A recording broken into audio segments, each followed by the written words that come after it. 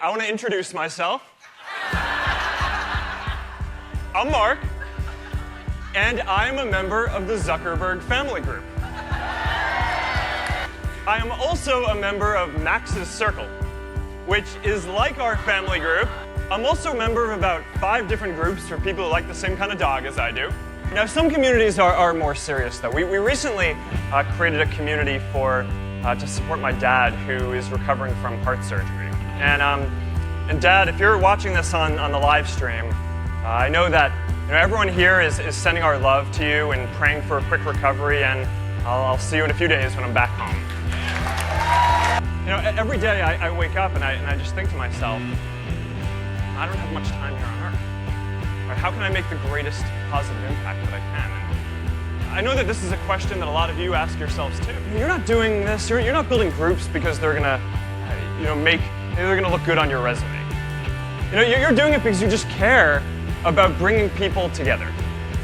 I had a chance to meet Lola Amalola. She's originally from Nigeria, and about 2 years ago, she started the secret Facebook group Female In, which she describes as a no-judgment support group for women, to give them a safe place to care about all kinds of issues that they care about, from work to marriage to health issues. And today, your community has more than 1 million people around the world, all women, and all because one woman cared enough to give them a voice.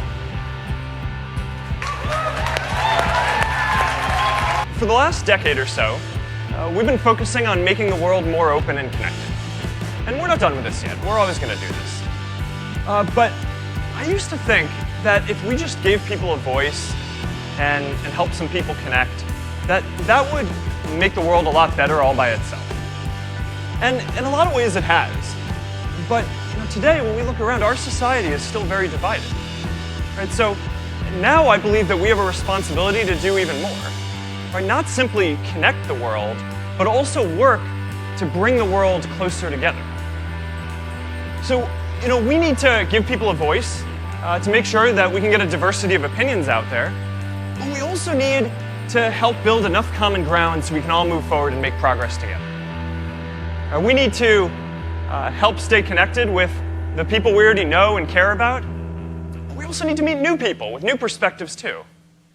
So today we're going to set a new mission to set our course as a company for the next decade. And the idea behind our new mission is to bring the world closer together.